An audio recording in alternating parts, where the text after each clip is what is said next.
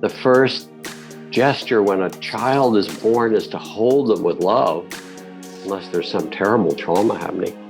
And at the end of life, as somebody's departing and leaving, you hold their hand, and you're there with them.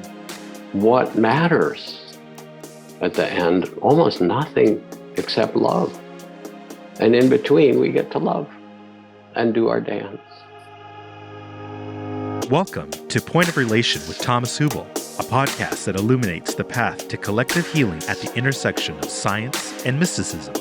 In his conversations with visionaries, innovators, artists, and healers, Thomas invites guests into a relational experience that allows inspiration and innovation to emerge. This is the Point of Relation.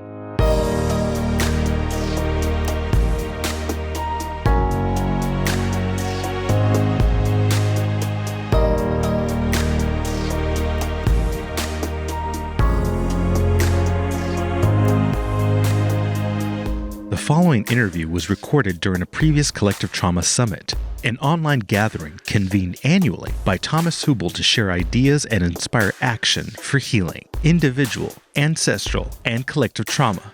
Visit collectivetraumasummit.com to listen to featured talks from our most recent summit and sign up to be the first to know when the next summit is announced. Jack Kornfield, PhD, holds a doctorate in clinical psychology, has trained as a Buddhist monk in the monasteries of Thailand, India, and Burma, and is a founding teacher of the Insight Meditation Society and the Spirit Rock Center. He is one of the key teachers to introduce mindfulness practice to the West. Jack has taught meditation internationally since 1974. His 14 books include A Path with Heart, A Lamp in the Darkness, After the Ecstasy, the Laundry, The Wise Heart, and No Time Like the Present, Finding Freedom, Love, and Joy Right Where You Are. A very warm welcome back to the Collective Trauma Online Summit. My name is Thomas Hübl, and I have the big honor to sit here with Jack Kornfield. So first of all, a very warm welcome, Jack. I'm happy you join us, and I'm happy you'll share your wisdom with us. So happy to have you here, Jack. And thank you, and I very much appreciate your work, Thomas. So it's a privilege to also be in conversation with you. Thank you, Jack. I remember, before I went to my full-year meditation retreat, I already read your book and deeply appreciated it then. So you were a part of my inspiration at that time when I was still coming out of, within my medical studies. And so I remember having your book and it became an inspiration on my path. And that's also right away my question to you. So, you were deeply immersed, or you are deeply immersed in the contemplative Eastern traditions. And you are also immersed in Western psychology or psychotherapy. And I would love to understand, like, in your own life path, how did these two streams come together, and why do you think it's important for, like, a practitioner to be informed by both worlds or both competencies, or, deal with our integration process and with our transcendence process? Maybe you can. Without getting philosophical about it, I'll be personal and practical. I grew up in a family where there was a lot of trauma. My father was brilliant and mentally ill in some ways, paranoid at times, and often outbursts of rage and violence, and particularly violent toward my mother as a wife batterer. He would beat her or throw her down the stairs or things like that. As a little child, you can't do anything, but it's terrifying. Mm-hmm. So years later, after going to a good Ivy League university and also preparing to go to medical school, I didn't get as far as you. I encountered Eastern psychology from a great professor who'd come up to Dartmouth from Harvard to help start a department on Asian studies. And he talked about the Buddhist teachings of suffering, that life has suffering. I started to nod. He said it has its causes: hatred, greed, fear, ignorance. We see them. And there's a path to an end to it, both individually and collectively. And he began to talk about, and I sat forward. I said, this is the medicine that I need. And I became really interested in this. It was during the American-Vietnam War. I went in the Peace Corps rather than going in the military, and worked on village medical teams in Southeast Asia along the Mekong River Valley in Thailand, and looked for a teacher, found a great master named Ajahn Chah in the forests in that area on the border of Laos, and had an amazing inner training. All the things that I didn't get in a fine Western education, which was the training of, how do I deal with my anger? I didn't even think I had any. I didn't want to be like my father. It turned out I was filled with my own suppressed rage. How do I deal with not only my trauma, but longing and love and loneliness? How do I deal with a wise relationship with one another? How do I work with emotions and the stories I tell? All those were part of the training, as was the deep trainings in compassion and forgiveness. And underneath it all, a perspective of becoming the wise, my teacher called it the one who knows, the witnessing consciousness of all of it. And I returned from the monastery and disrobed. I was a monk in the West for a little bit, got into an intimate relationship, and all that stuff re-arose. Not in the same way, but there's nothing like a close, intimate relationship to stir up anything there that we have uncooked in ourselves. And so I could feel my clinging and neediness and fear and then rage and all those things that I learned about in the time in meditation very deeply. But then they subsided as I got deeply quiet and concentrated and open to a much more spiritual, transpersonal consciousness. But the seeds were all there.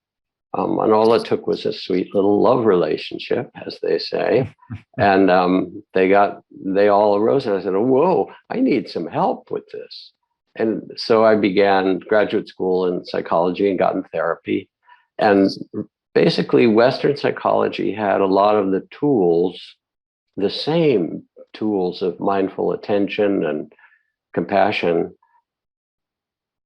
done in partnership, because a lot of the traumas that we have and that I had are actually created in relationship, and they don't re-arise except in relationship, and therefore they also get healed in relationship.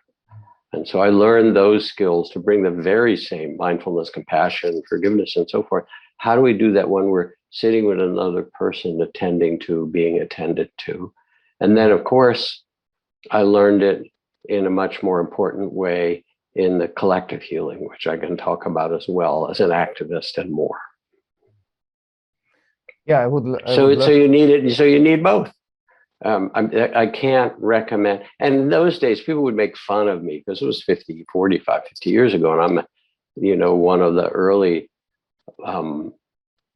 mindfulness teachers in the West, from certainly convert Buddhism anyway. I was in therapy and talking about it, and all these other people poo-poo, oh gosh, Zen will do it all. You just sit, or my Vajrayana practice, go talk to these great lamas, and ha ha ha. Now I can tell you the names of all of their therapists. Right. they all found that they needed someone else to talk to and work with, because the fact is that as a spiritual teacher, as in many other vocations, you can easily get isolated, and you can also easily bypass or not have the support you need. And so for people who have a deep spiritual life, to have some support for also being with another person and working in partnership, And it doesn't have to be psychotherapy. There are things like insight dialogue, for example, which is this beautiful blend of Eastern and Western psychology in a way of working out loud with a teacher or with a colleague, that can do a lot of that. But the relational piece turns out to be, for almost everyone, critical. Yeah, I deeply agree with what you said, and I think I want to just underline that. I think it's very important. And you mentioned also your activist side, so maybe you can share a little bit with us what's the work that you did there on the collective level. Well, I actually want to talk about trauma straight up, and I know that that's one of your great gifts and offerings to the world, but I'm going to kind of summarize some of the essence of trauma work for people, and that gives the context for the story I'm about to tell, or a couple of stories. Mm-hmm. Trauma arises when we have some form of emergency, if you will, bodily or emotional, psychic in some fashion, where we feel a threat from the world, where there's violence or pain or, surgery or illness or trauma of omission, people doing things to us, traumas of commission, traumas of omission, where we're left alone in terrible circumstances. There's a whole beautiful compendium of the kinds of trauma, and leaders like Peter Levine, who's one of our brilliant trauma therapists, have outlined all the different kinds of trauma, pre-verbal trauma and so forth. But once there's been some kind of affront or pain or fright or worse than that, some difficulty that we've gone through, sometimes quite terrible, then it gets locked into our body. We go on to alarm and we go into fight, flight, or freeze. And our whole nervous system goes into survival. It turns out that often, once we've survived the trauma, all of you listening have survived your traumas, that those things can still remain locked in your body and your psyche and your heart and mind, unless they're deliberately attended to or released. They don't always, but they can. And often they can. And fairly often, just because of the industry that I'm a part of, the spiritual industry, lots of people who go to spiritual practice go because of their wounds, as I did, and their trauma.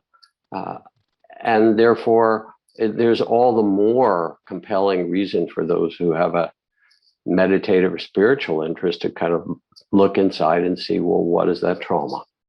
So then how does it get healed? Because if you don't heal it, your body gets sicker and carries it. You become more frightened in the world and more rigid in your emotions and psyche, and your mind can go into fears and paranoia or aggression, or it can go into a kind of split where you're not really alive here because it's too painful or too scary to be in a relationship or with the things around you or a person. And so you check out. All those are the kind of defensive moves. To heal trauma, then, it requires, at a minimum, several different dimensions. One dimension is that it's carried in the body. And so often we need to attend to the body and let the movement and the sound and the scream and all the things that were held in, let them come out in some fashion or other.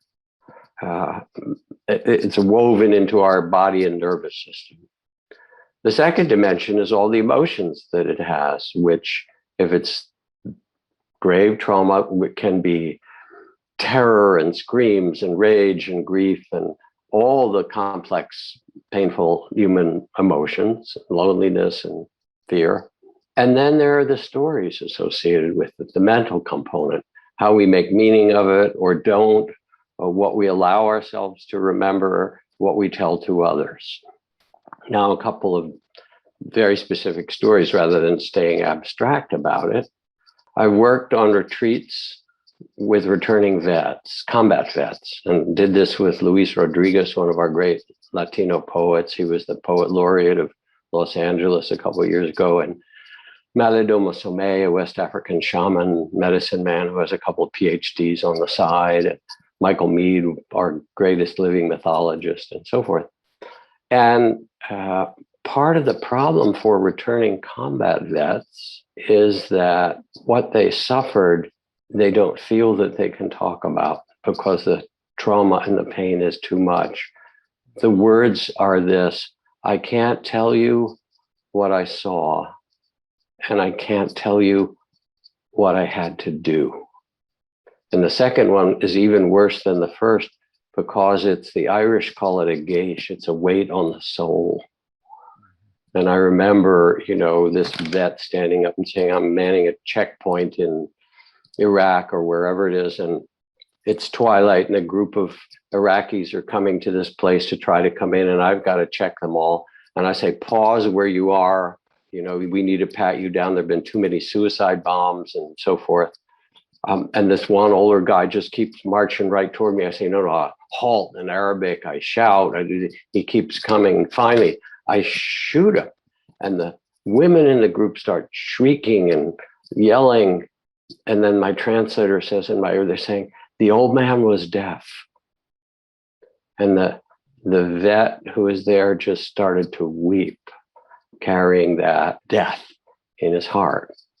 So what we learned to do was to make a safe and ritual space, to use art and poetry and movement and martial arts and Tai Chi, various things like that. But most importantly, we invited the vets to tell their story. And because they were combat vets, they felt that there was a safe enough place. And they said, we can't tell these stories to our families. It would traumatize them. It would be too terrible what we've seen. So we can't tell them to anybody. And they carried them in their hearts.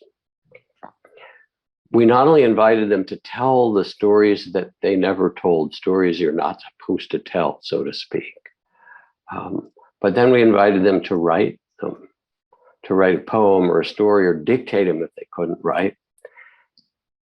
And as they did, of course, there was tremendous catharsis and emotion and tears and rage and memories and all these things getting released emotionally and physically. And then at the end, we invited in a special ritual their families and the people closest to them to come. And the combat vets were in front of the room or like on a little stage. And they were invited to stand up and read a piece of things that they'd never told that would free them, what they needed to say. And they each did. People wept each time. And the most important thing is that we had a ritual each time someone spoke that says, we hear you, we understand what you had to do. We welcome you home. We welcome you back. And that movement of witnessing body, heart, and mind by the community, and then saying, you are welcome back as part of us, was an enormously healing moment, an enormously healing time. And I think about all these vets who get disgorged by a bus on a street corner after they've left their uniform, carrying all that baggage. There's a huge high suicide rate, and nobody ever hears their story. So another related story, and I think the stories are as illustrative as any of the theory that I can tell. We also work with young men coming from getting out of gangs in the inner city in Oakland and Los Angeles and Chicago and so forth. And I remember one event, and this really speaks to the importance of a container of enough safety or ritual container. We're there, these colleagues that I teach with the same group or some subset. And there's these guys, and they're sitting and their hoods are up and, their hats are on backward, and we're going to work with them. And Luis reads a poem, kind of profound, amazing poem about it, life on the streets and heroin and whatever. And, Michael's going to tell us a story. And they say, listen, you guys, you got a poem, you got a story, man. We're on the streets. People got 9mm shooting at us. There's this undeclared war in the streets. You got to give us something better than that. So we say, okay, we can't start this way. And we light a candle, a single candle, place it on a table in the front of the room, and say, would you go out in the parking lot and pick up a stone for every young person you know who's been killed, shot or killed? And some of these kids come back and their hands are full of stones. No young person should know that many dead people, really. And then we said, put them by the candle and simply say the name. This is for RJ, and this is for Tito, and this is for homegirl, and pretty soon there's a pile of stones around this one naked candle, and they sit back down and the hoods come off and the hats come off and the eyes open like, okay, this is a place where we can tell the truth. And in telling the truth, not only were the stories shared, but then there were myths about warriors coming back, from ancient cultures and what they had to do to cleanse their hearts and come back again. There was songs that we did together. We did some African and Mayan songs and things from these ancient cultures that they were a part of, to feel that they were not alone in this, but that there were generations of people who had survived and those who'd been warriors and survived, and then to come back and make peace. So this is some of the collective healing. Now, one little more piece to say, some of it is very much done in an individual basis. But no matter what, if there's profound trauma, those multiple dimensions of the body and the emotions and heart and the story and the witnessing all are a part of a more thorough trauma healing. How's that sound to you, Thomas? Does it match your experience? And first of all, very much, and it's amazing to feel the transmission of, the story makes it very, very alive and transmits the work that you do or did. So I think that yes, and also the content that you shared matches that very much. I wanted to ask you, since I deeply believe that the interdependence of an individual and the group is part of the principle of healing. So if you maybe share in your own experience of doing so many workshops and groups, what do you see as the power of people coming together to form that kind of ritualized spaces for healing? What's the power of the we, or the kind of collective container for healing, for individual and collective healing? So, and what do you find supports the power of the healing space? What are the elements that really work well? Well, it's kind of a leading question, since it's, you've written and said it's important for, decades now. So I know your point of view on it. What's important to recognize is that in almost every great spiritual tradition, leaving aside kind of individualists like Thomas Hübl, but most of the wise spiritual people, you are wise, but in a different way, they say that what's critical is satsang, or sangha, or community, or a minyan in the Jewish tradition, or whenever two or more are gathered in his name or her name, or, the Sufis who come out of nowhere and put up a tent and have an amazing mystical convening of the parliament of the hearts and the spirits, and then disappear the tent and brush the desert clean so you wouldn't even know that it happened, except that it did because the seeds are there in your heart and your imagination. So almost every great spiritual tradition knows that we can't do it alone. Because part of the revelation is that the whole notion of separateness is a constructed fiction, that we are one another's bond, we are one another's glory, that we are life itself, And that sense of separation dissolves in whether you call it mystical ways or even in the deepest, profound therapeutic ways and so forth. So it becomes important, it becomes critical to be witnessed. More than that, there's a reason that people do even solitary meditation together a lot. You know, the Tibetan monasteries and the Egyptian Christian mystics going back 2,000 years ago, and all of that lived in community. So we can't do it alone. We actually need, and we draw on the lineages of the generations before that have learned this. And it turns out for a whole society, whether it's South African Truth and Reconciliation or Rwandan things, to the extent that it's helped, and it's only partially helped because the trauma is so great and the structure of the societies are still so traumatized, that you can do something, but there are a lot of things left to be done that aren't healed. But nevertheless, there is a kind of collective healing that has to happen. Let me tell a different story. I also worked for 40 years together or more with my colleague and heart friend Stanislav Grof, MD, PhD originally from Czechoslovakia, who was the last legitimate LSD researcher in the Western world at Johns Hopkins before everything got shut down in the early 70s. And I got to know him at that period when he was moving from Johns Hopkins out to the West Coast to Esalen, and not being able to work with the profound medicine of LSD and psilocybin and so forth that's now opening up again, as we can see from the writings of Michael Pollan and the research at NYU and Johns Hopkins and UCLA and all these other places. He developed, together with his wife, Christina, holotropic breathwork, which is a way of doing powerful breath work for 2 hours as hard and fast as you can with very activating music.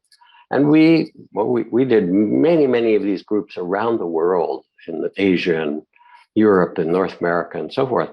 And sometimes it'd be a room with 200 or 300 people, breathing insanely hard, with someone sitting with them. So they had a partner, they'd pair off, so they were always tended, and people who facilitated who knew even more about it. And in that room, if you entered it with a loud music playing, a kind of great swelling music of all different kinds and drums and so forth, 30 of the people would be dying, and 28 of them would be in the birth canal and being born. Some would be in a past life regression. Some of them would have been turned into birds or whales or wolves or animals. Some would just be working childhood in their parents.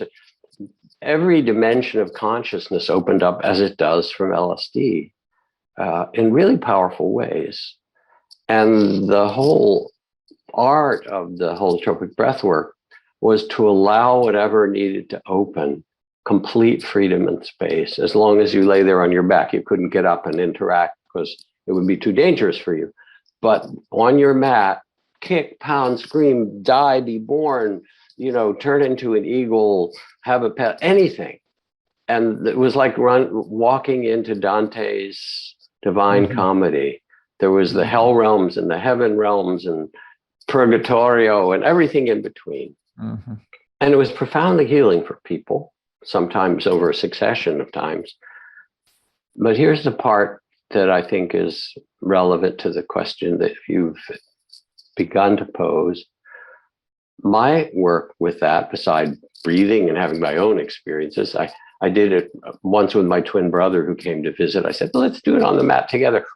We breathed, and sure enough, both of us were back in the womb, not talking to each other, our eyes closed, so forth. What it was like being tight in there with another person and getting born again. And so all that came up. But anyway, after those sessions, I would lead meditations to ground people, to help them feel and integrate the emotions that they just released, to help them sense their body and how it could again come connected to this human earthly realm, because they've been in every other realm, past and future and so forth.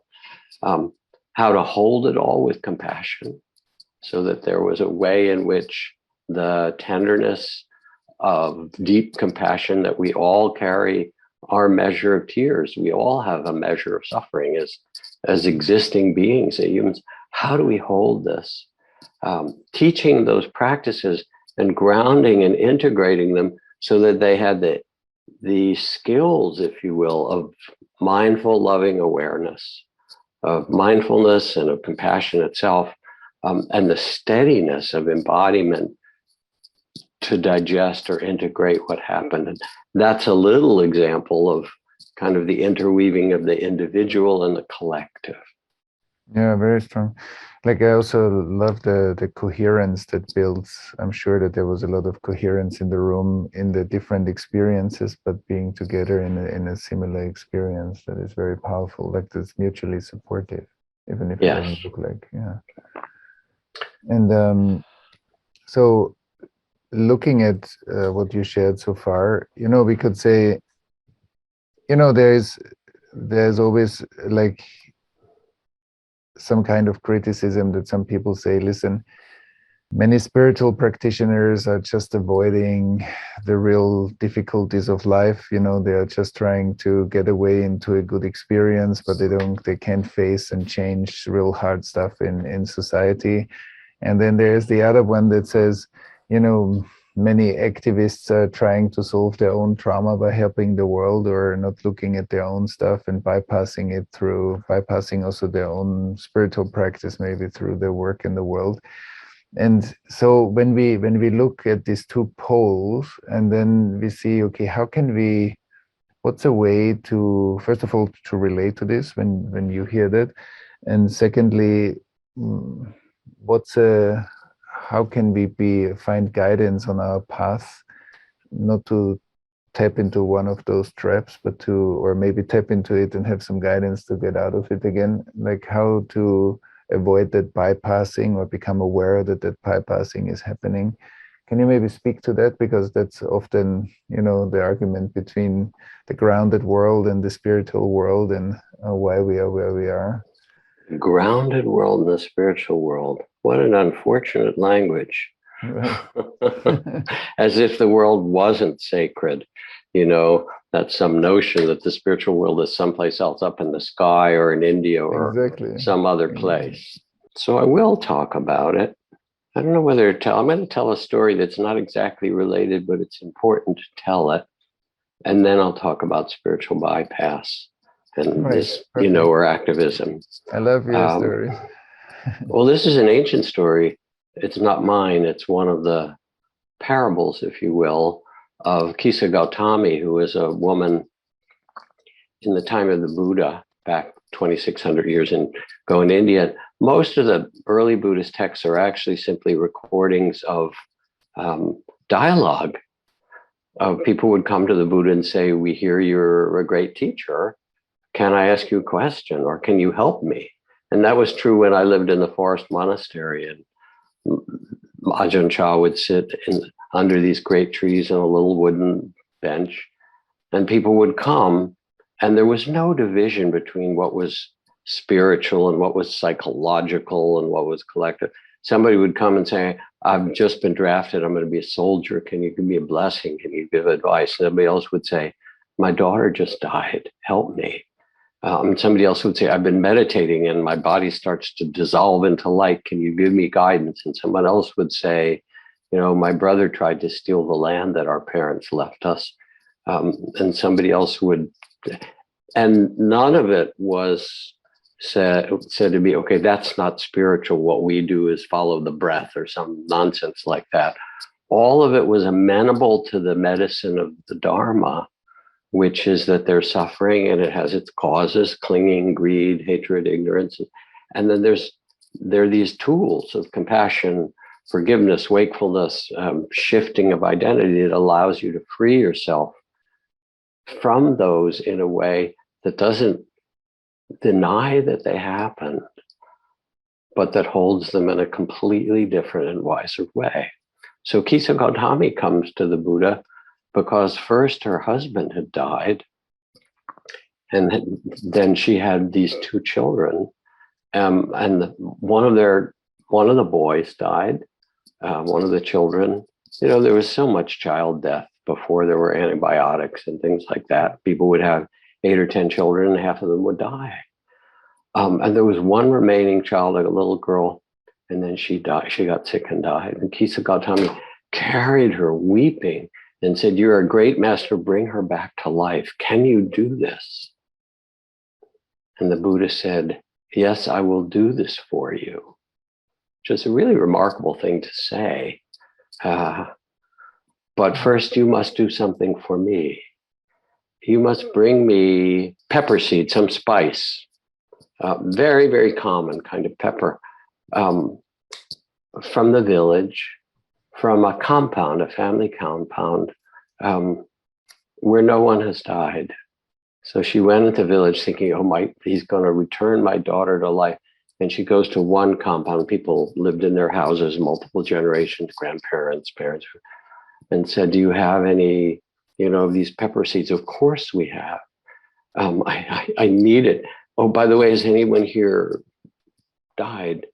"Oh, yes, our grandfather, and then 2 of the children, one stillborn." And she went from house to house to house. They all had the pepper.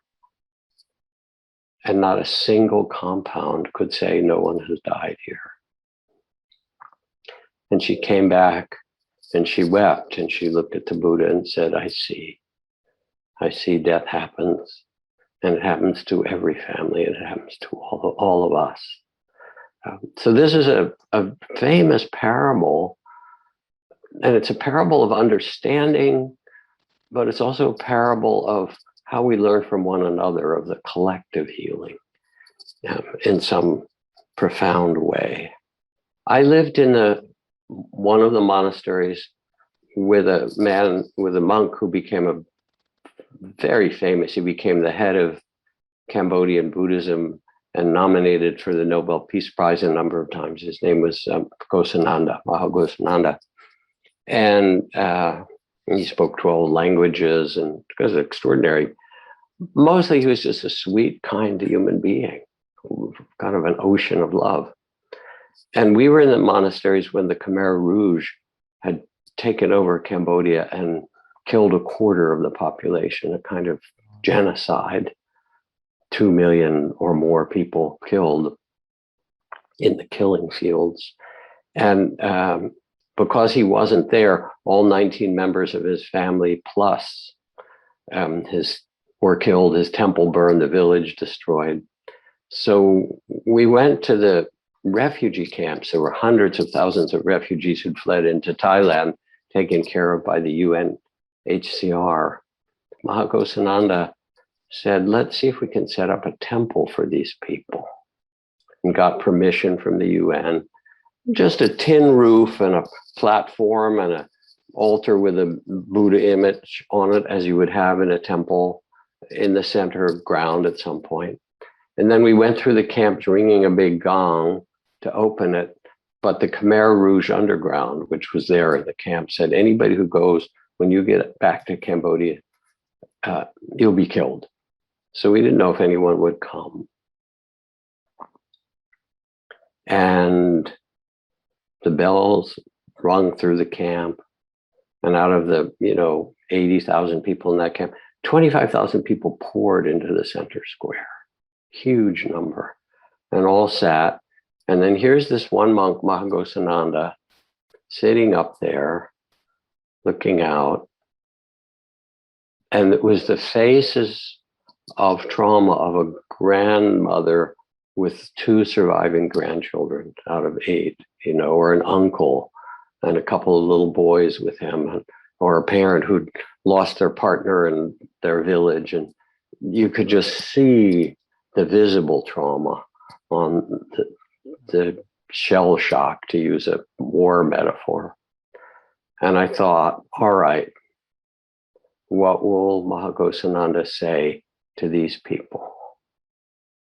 And he put his hands together, gazed at them, and he began to chant in Khmer or Cambodian and in Sanskrit, Pali, this verse, one of the very first verses of the Buddhist text, that goes, hatred never ceases by hatred, but by love alone is healed.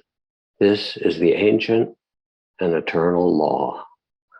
And he chanted it in Cambodia and in Pali again and again. Hatred never ceases by hatred, but by love alone is healed. And pretty soon people started to chant it with him. They hadn't heard these prayers for some years because the temples were burned and they would have been killed reciting them. And tears started to stream down their face. And he continued to recite them. And it was as if he spoke a truth that was even bigger than their sorrows. That this is the ancient eternal law, that hatred never ends by hatred.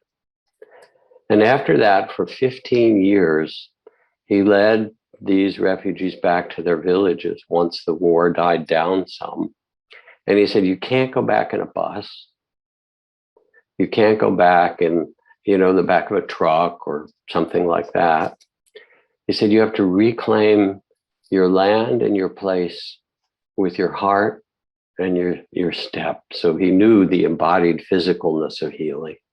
And so at the front of a line of 1,000 refugees, some of them barefoot, he'd be ringing a bell chanting, hatred never ceases by hatred, but by love alone is healed. And they would walk through the killing fields or by the minefields and so forth, back for 100 miles to their village, chanting the chant of loving kindness till they reclaimed the land and somehow reclaimed their right to be on it in a different way. So the whole notion that spiritual practice doesn't have anything to do with activism is a fiction. And as you point out, there are the two different ways that we can fall off the middle path, and we all do. One is that you become so focused on your individual meditation, and then you use it as a kind of spiritual bypass, say, and that's really common because so many traumatized people are drawn to meditation for healing, and then they have experiences of rising above the pain, of transcendence, of great love, and so forth, without actually dealing with it, and it's still there in their body, or it can get activated as mine was. So there's that, the bypass, and easy to do for a while. And because we all, as I do, have one of our defenses is a defense of denial or moving away from things that are too painful. And it serves us. It's not all bad. All these defenses have a good purpose, as you know. On the other hand, there are people who get riled, I'll never let this happen again, and they become activists.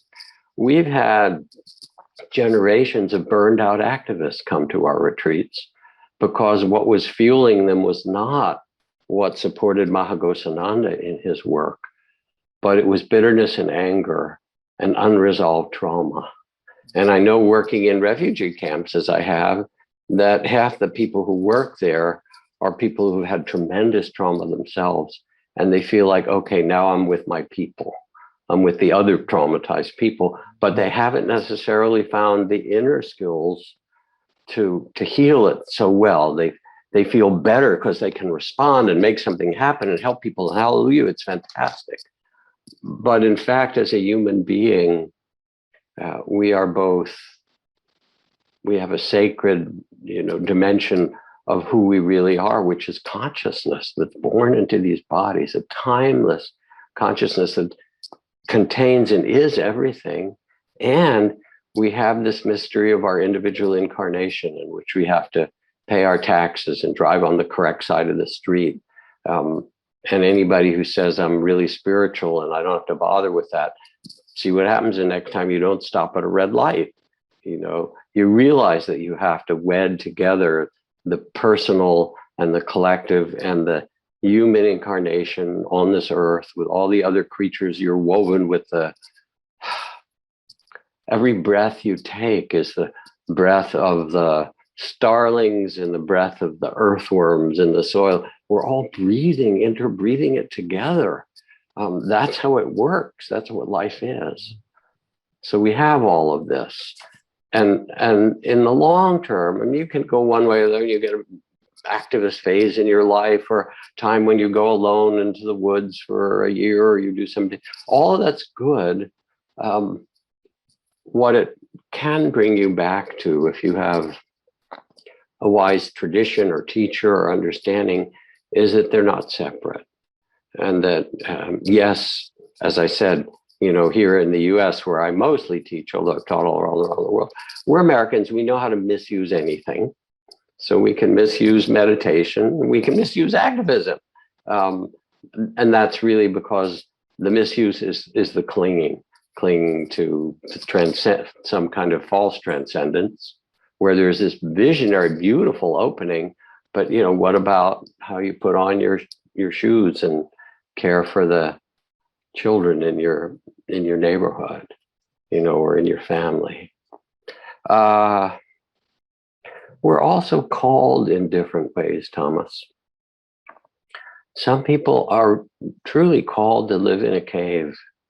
And sure, there might be some denial or some bypass, but I'm thankful for those hermits in the caves that are doing 24/7 prayers for the world. And because I grew up in a very well-educated scientific family, and my twin brother was a PhD professor scientist. Another brother is an engineer and architect and helps run the city of San Francisco and emergency services, all kinds of things. Another brother was the director of the biggest biotech company in the world. My father is a scientist. So for a while, I didn't believe in all this mystical stuff. You like to use the word mystical, so I'll go with your swing with your language for a little bit. You know, there's a lot I didn't believe in. They talk about the ghosts and spirits in the monastery where I live, you know, because there's a great deal of fear in some of those cultures of spirits and ghosts of the dead. And I said, where are they? Where's the charnel ground? We used to go and sit and make prayers in the charnel. I'm going to sit there alone at night and say, okay, you show me. Come on, you damn ghosts. Because I was, I was full of myself. And I was a young American, like, okay, come on, this is just okay. There's a lot of things I didn't used to believe in. Now, I pretty much believe in everything. And that's partly because it's all created by consciousness. So of course it's possible. And so many stories and experiences I've had of being halfway around the world and knowing somebody died. Nobody even told me, and there was nothing, and they had an accident. It wasn't like they were sick. And I know this, and I call it, yeah, they died. How could that be? How could it be? It could be only because we are consciousness itself. We're connected in that way. Or I sit with people who are dying and, you know, they say nothing happens, and then, you know, they have a near-death experience and they come back for a little bit anyway. Well, what happened? Well, I floated on my body. There was light. You know, do you see anybody? Maybe, maybe not, and so forth. You thought you would die, and it's like turning the light switch off, and there's nothing there, but big surprise. And of course, I've had lots of out-of-body experiences and all kinds of other past life experiences. So I used to not believe in anything. Now I pretty much believe in everything. One more story to tell you of a different kind. And this has to do with the collective, and then we'll go maybe back more to the individual. One of the senior people trained by Peter Levine in his somatic experience trauma work is an Israeli American, a woman, quite skilled. And she's decided to go back to Israel and Palestine to do help in some way, because a lot of what's happening there, and I've done some peace work both in Israel and Palestine, is really the result of generational trauma. The Holocaust for sure, but it's not just that. It's the million Israelis who came from Russia who were traumatized under the communist regime and became kind of right-wing paranoid. If you lived in Russia, you'd be paranoid too, you know, or you should be, and et cetera. But what's happened, of course, is that with that unhealed trauma, they, not all, but those who are unhealed, then are on this alarm, fight, flight, or freeze, where safety is the only channel that matters. And so they can mistreat the Palestinians who have their own generational trauma. And it's a reenactment of unhealed trauma from one side to the other and the other side back and so forth. So I thought, okay, cool. This woman is going to go and do trauma work. Maybe she'll work with the military, maybe she'll work with children. You know who she worked with first? Journalists. And I said, why did you do that?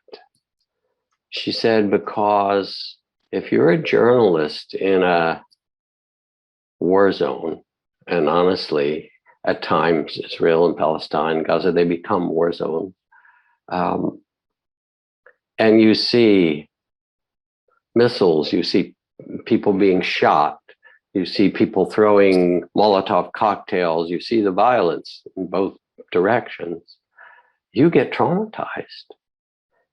And if you don't have a way to digest or release that trauma, then everything that you write and broadcast after that has the flavor of alarm and trauma, and it makes the whole system worse.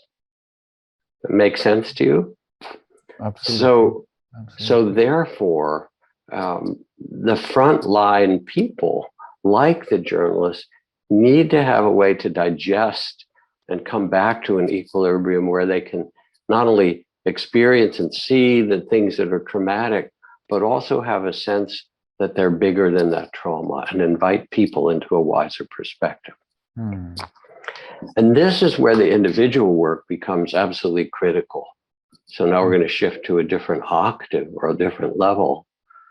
The deepest understanding that comes in healing trauma goes beyond the body and the emotions and the words, all of which need to be respected, to the freedom and the recognition, not as a bypass, but as a reality, that who you are is not your trauma, that who you are is so much more than your trauma.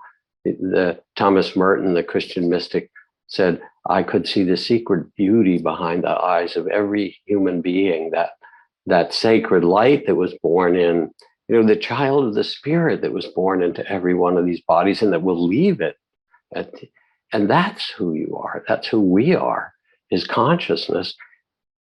And my teacher, Ajahn Chah, talked about it. He used the non-dual language of becoming the knowing, the one who knows, the witness to it all, with great compassion, with mindful, loving awareness, to see the dance of life, the praise and blame and gain and loss and the seasons of the Tao, to tend them, to plant beautiful seeds, to water what we want to happen, because that's also true.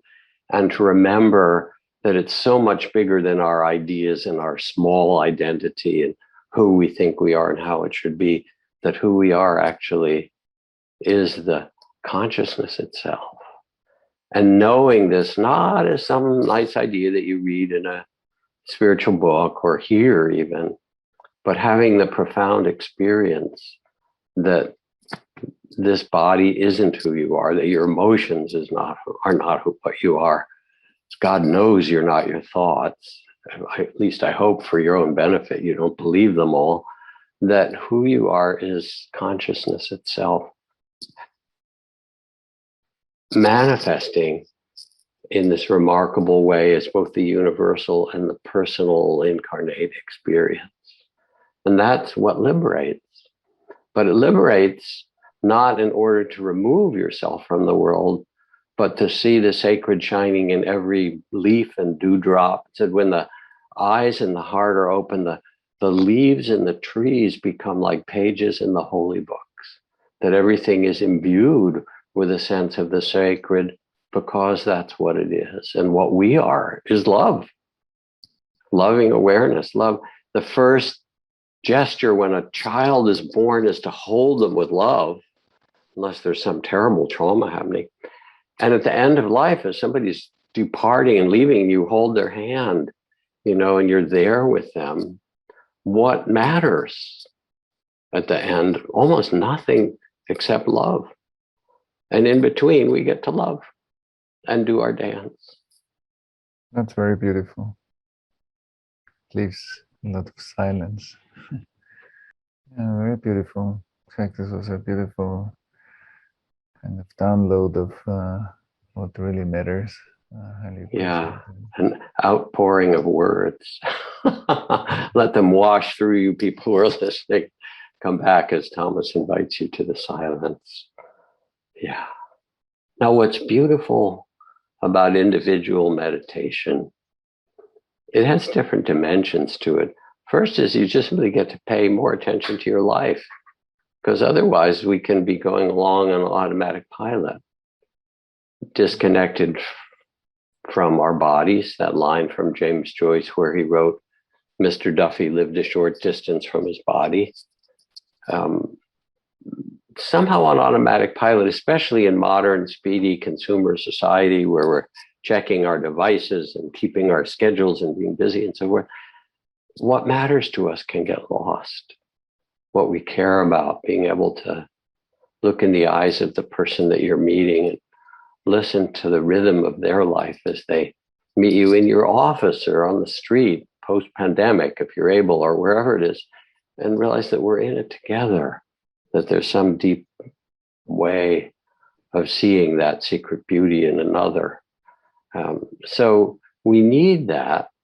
And what individual meditation then does is first, it cultivates the capacity of attention so that we can attend to our own bodies, that we can know what we feel. And half of what happens on retreats or in psychotherapy at certain points is people start to get a vocabulary of emotions that they didn't have. What do you feel? I don't feel much. Okay. Well, not feeling much is called numbness. What does that feel like? Well, I hate that you call it that. Okay, now you're feeling a little bit of annoyance. Okay, what does that feel like? You know, I wish you'd stop bothering me. Okay, there's wishing. Okay, notice what that feels like. And they start to realize, oh, there's this whole stream of feelings that are there.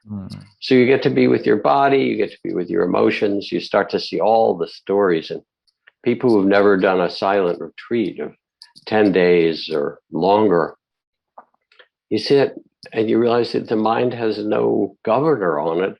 And it just, you know, it secretes stories the way the salivary gland secretes saliva. And it's not in your control.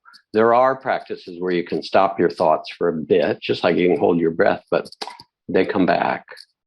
And the point isn't to not have emotions or not have your body breathe or not have your mind secrete thoughts. But it's first to notice what's happening. So become the loving witness of it all, the loving awareness. And then secondly, to notice where you get entangled and caught, what causes the unnecessary suffering. We have pain, that's part of it. We age, we get sick, that's part of being human. But our fear, our grasping, the stories we tell, our resentments, our anxiety and so forth, as Mark Twain aptly put, my life has been filled with terrible misfortunes, most of which never happened, right? We can spin out all these stories, and fear is primarily a story of what's yet to come. In the moment, it might be painful or difficult, but fear is almost always connected with some story that we tell about what's going to come next. So when you've learned to meditate, you're able to, you do what the neuroscientists call expanding the window of tolerance. That's Dr. Dan Siegel's expression, so that you can tolerate your emotions, the level of your grief or sadness for things that you've lost, or longing or hope or fear or whatever, that you become comfortable with the whole domain of emotions. You can tolerate physical pain and tingling and itching, part of the Zen training. You sit and you don't move, not because not moving is a spiritual thing, but because you learn to be bigger than the reactions to everything going on in your body. You find a different kind of freedom.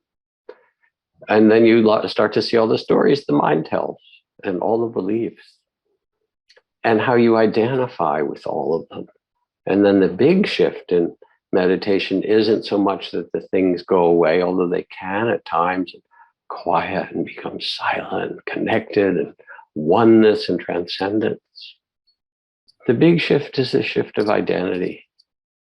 that you don't take yourself to be that personality. You get amused by it. You don't take yourself to be the trauma. You heal it as you can. You feel compassionate for it.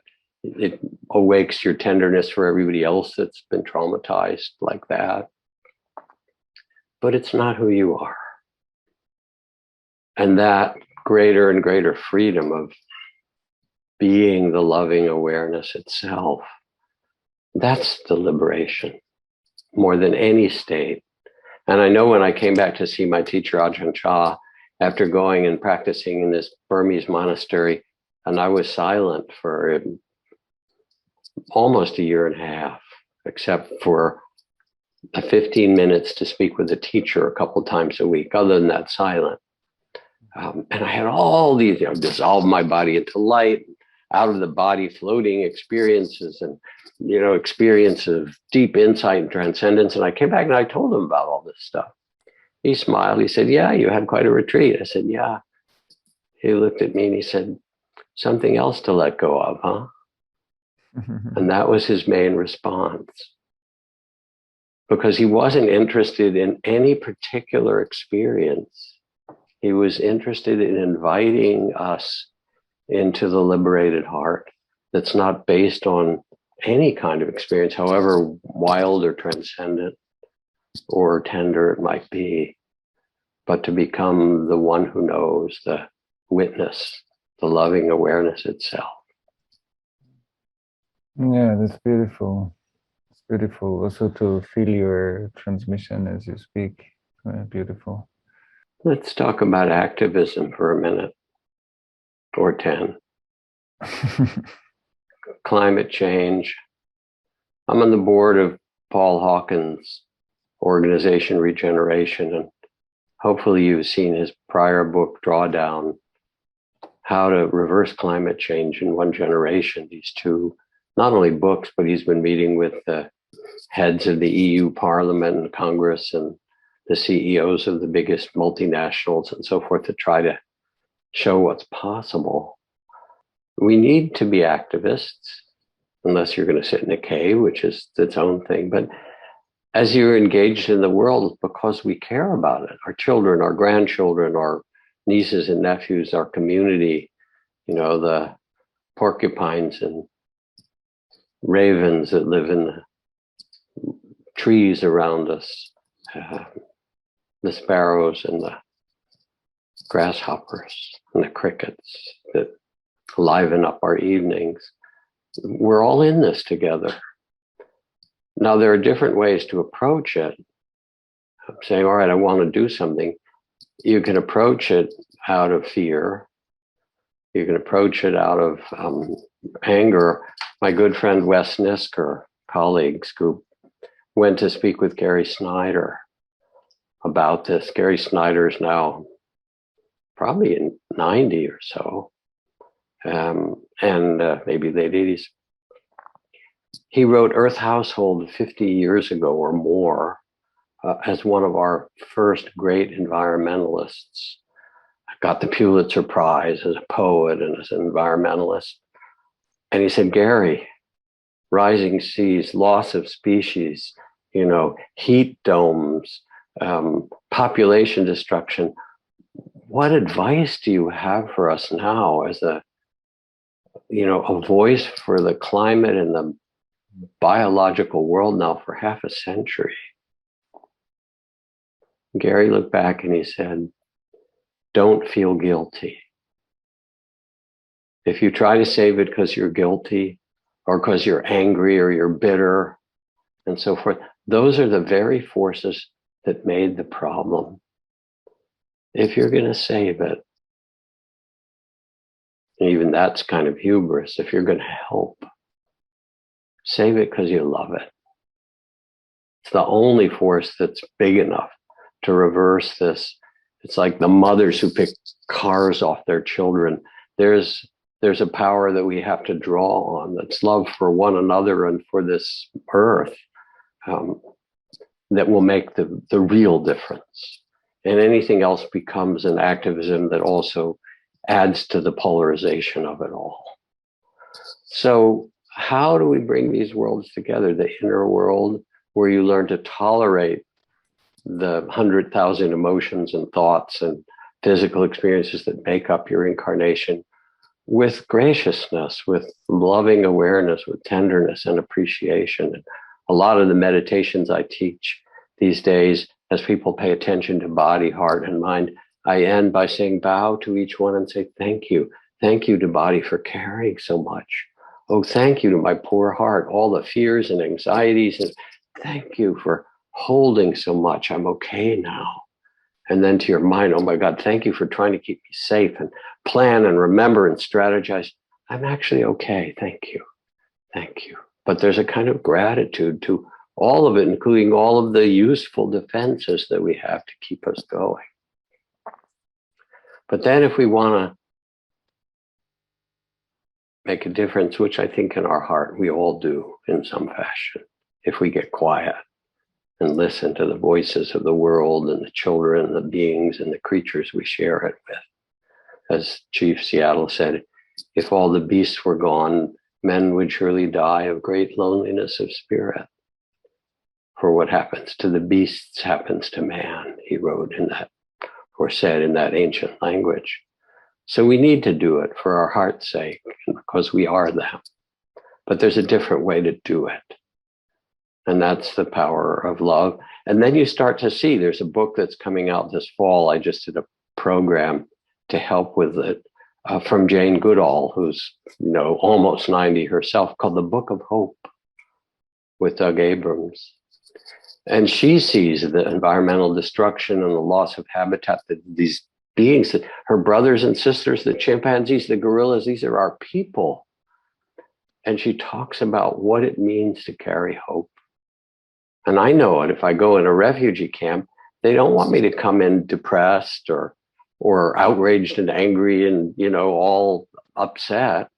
They actually want somebody to bring a sense of joy and well-being and uplift and say, here's what's possible. Because you come from 1,000 generations of survivors. We know how to do this. We know how to turn things around. And now in this time, pandemic and global climate change and so forth, we're called upon to do it again. And we can. And the same is true for racism, which I see as the central wound in the American culture, certainly in the US, underlying the economic injustice and underlying education problems, and underlying so many things, is this long history of racism that's still so present, in which we actually see here's this little child born, hey, I'm here. Well, I'm sorry, your eyes are the wrong color, or your skin is this weird color. You're a lesser person. You don't count. You're not as good as our kind of person. And this goes back to very early primitive wiring in us, of we're in the cave, and are the ones in the caves over there are going to steal our food, kill us, take our children or wives or whatever. There's a kind of very deep survival brain. Fortunately, that's not the only brain we have. We have the survival brain, we have the emotional brain, but we also have this spiritual dimension, this capacity to know who we are in a much bigger way. And so racism, because it's so embedded, not just in American culture, but in its own way, everywhere I've been. There's racism in Japan toward the Koreans, toward the Africans. There's racism in India, the lighter, the darker, there's, you name it. In Brazil, wherever you go, you can find it, or pretty much. And colorism, and then caste, which is a whole other, who's on top. A lot of it's around power and who gets the resources. How we approach it, the need for collective healing, which first means to honor the suffering. Trauma doesn't get healed unless the grief and the suffering is actually honored. And then it's not an individual honoring, but it's a collective honoring, as your work shows. And then in that, there's the individual transcendence, forgiveness, compassion, all the different dimensions of consciousness that we can call upon to shift us from being either the victim or the perpetrator. And I'll tell you another story. So I was doing a climate summit, and the person I was in dialogue with was Cristina Figuera, who is a Costa Rican diplomat who was the United Nations Special Envoy for Climate Change, who helped organize the Rio Summit and then pulled together the Paris Climate Accord. Quite a remarkable woman. And she talked about how, as she was working on the Paris Climate Accord, she got more and more depressed and more stuck because countries were intransigent and grasping and aggressive and didn't want to come together, and everybody had their own agenda, and it just felt more and more the power of greed and grasping and hatred, and really of separation of what's good for me and not what's good for us. And then somebody said, seeing her getting more lost and depressed, there's a place, she was in, I think in Geneva or somewhere in Switzerland. There's a place in southern France called Plum Village with this Vietnamese teacher. His name is Thich Nhat Hanh. She'd never heard of it. Maybe you should go there for a little retreat. So she went, as she described. And as she listened to Thich Nhat Hanh's simple and profound teachings that we carry it all within us. I am the child thrown into the sea by the sea pirate, and I am the pirate too. I have all this in me. As she listened to the teachings of interdependence, as she learned the tools which meditation brings of quieting the mind and tending the heart, all its grief with compassion, and how to be present for this human incarnation with its 10,000 joys and sorrows. She said she had a revelation that the problem with the climate change summit in Paris is that it was being divided into perpetrators and victims, who was doing what to whom, and a tremendous amount of blame and resentment and resistance.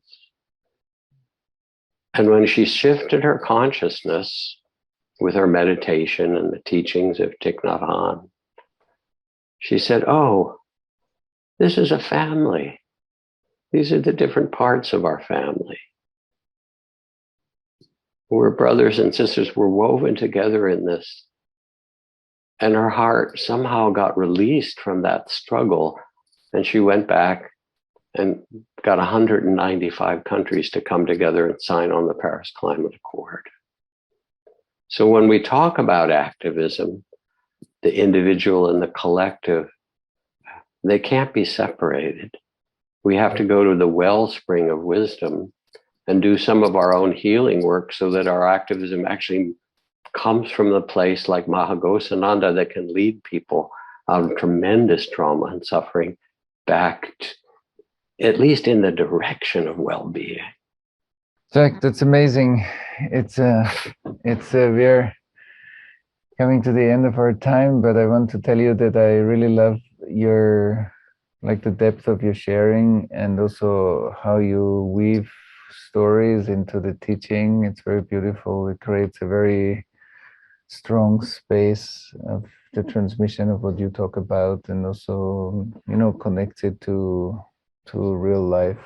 So it's very beautiful. I think that was a great journey that you went on touching on many important aspects of collective healing, and I'm very happy that you join us. I feel very deeply nourished and touched and inspired by your sharing, and I'm sure many people who listen right now too.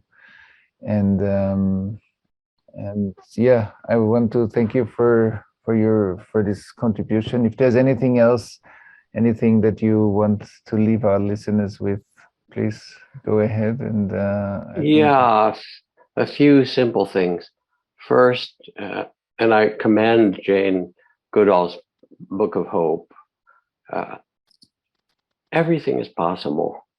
Maybe not immediately, and maybe not the way you think of it, but the very seeds that you plant and the very seeds that you water are what will create the future. The human spirit is incredibly creative. We've survived so much. And within you is that child of the spirit, inviolable, that used to tickle and run around and love and see the mystery of life. That's still in you. It's actually who you are. So take time to quiet your mind, meditate, open your heart, walk in the trees, listen to the voices of the non-human brothers and sisters, as well as all of those things. Cultivate loving kindness. For those who are interested in the work that I do, you can go to jackkornfield.com. And in particular, for those who are interested, Tara Brock, colleague, and I have a mindfulness meditation beginning teachers training program. We've got 4,000 people in 75 countries around the world. It's a 2-year training to learn to teach these inner practices of compassion, mindfulness, inner wisdom, and then be able to embody it in education or schools or clinics or things like that. Check it out if it interests you. And more than anything, I just appreciate your good hearts for listening as you have and being reminded of what you already know. So thank you. Visit CollectorTraumaSummit.com to listen to more talks like this one and to sign up and be the first to know when the next Collector Trauma Summit is announced. Thanks for listening to Point of Relation with Thomas Hübl. Stay connected and get updates about new episodes by visiting our website, pointofrelationpodcast.com, and by subscribing to the Thomas Hübl YouTube channel. If you enjoyed this video, please like it and share about us with your community on social media. Thank you. We appreciate your support.